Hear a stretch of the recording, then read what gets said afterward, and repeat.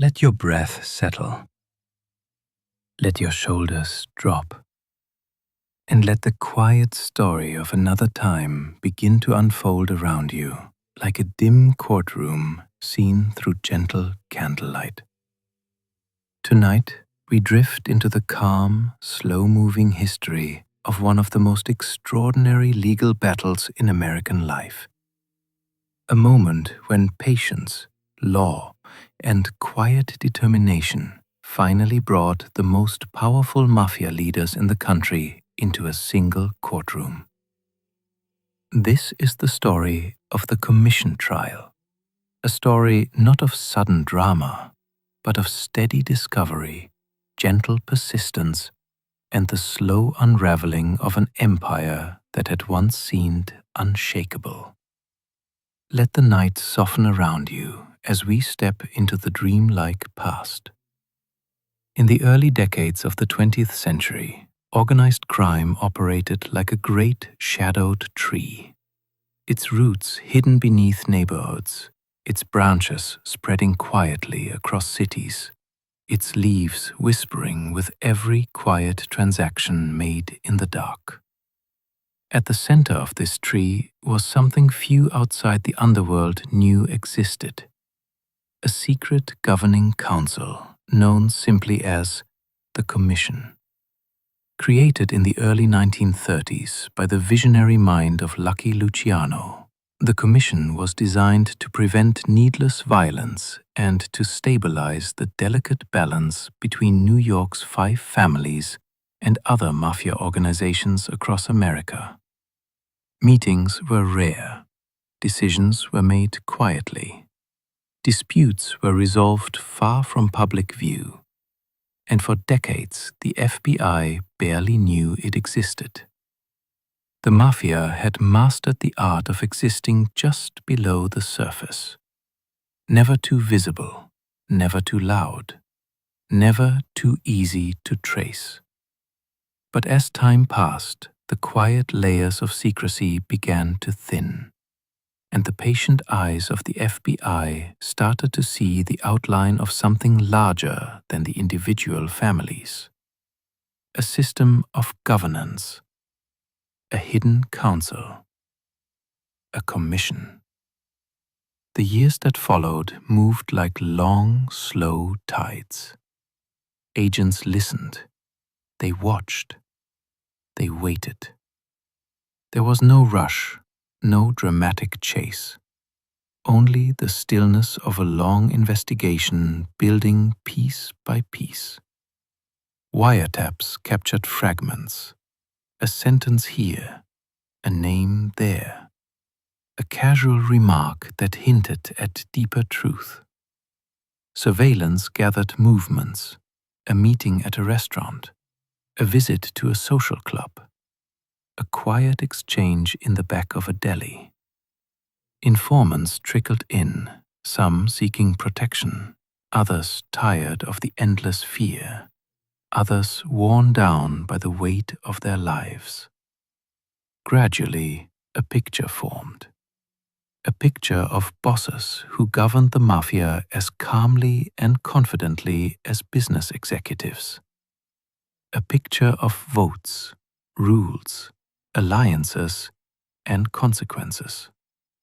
And slowly, the FBI realized that if they could prove the existence of this council, this commission, they could strike at the heart of the entire system.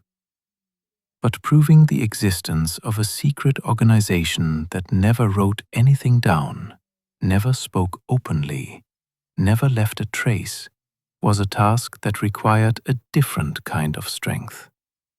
Not force, not anger, not intimidation, but patience and loyalty to the quiet work of law.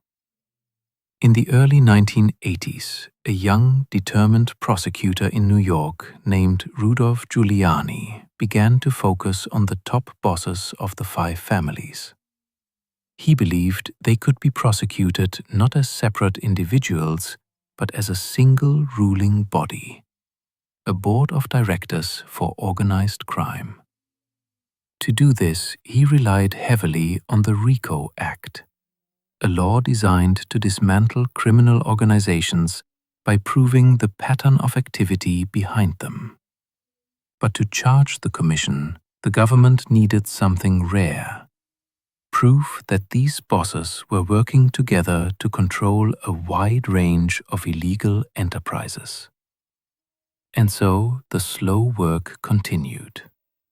In quiet apartments filled with recording devices, in small FBI offices where reels turned through the night, in cars parked for hours outside social clubs, the pieces were collected. The evidence spoke not in shouts, but in whispers. A conversation about union control, a remark about construction contracts, a soft discussion about a territory, a coded message passed between families. All of it steady, all of it quietly revealing. By 1985, the picture was complete. Giuliani announced charges against the heads of 3 major New York families and several influential members of the others. The Mafia had been invisible for nearly half a century. Now it would face the courtroom. The trial that followed was unlike anything America had seen before. 8 defendants stood accused of running a nationwide criminal empire, an empire hidden in plain sight. The courtroom was large, but still felt intimate, like a vast hall filled with years of unseen history. The Mafia bosses sat quietly, some calm, some tense, all aware that the world around them was shifting. They had lived their lives in silence, in loyalty, in a code that forbade betrayal and valued honor as highly as breath. To sit in a courtroom and hear their lives spoken aloud, to hear informants testify, to hear wiretap recordings, to hear prosecutors describe the unseen architecture of their world was a profound moment. But the trial remained calm, structured, steady. There were no outbursts, no chaos, just the slow turning of legal gears that had taken decades to form. Witnesses described the long history of Mafia rule. Agents explained how evidence had been gathered. Recordings played softly through the courtroom speakers. Sometimes a simple sentence from a wiretap would echo in the quiet room long after the tape clicked off. And in those small moments, the weight of years was felt. This was not a clash of violence versus justice. This was the calm meeting of secrecy and patience. And patience was winning. As weeks passed, the evidence built into a structure so strong that even the most powerful Mafia leaders could not shake it.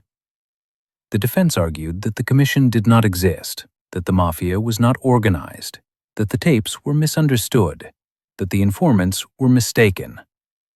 But the tide had already turned. The slow, steady work of hundreds of agents over many years had drawn a clear map of the world beneath the surface. And at the center of that world was the commission. On a quiet day in 1986, the verdicts arrived. Guilty, guilty, guilty. One by one, the most influential Mafia bosses in New York were convicted and sentenced to long years in prison.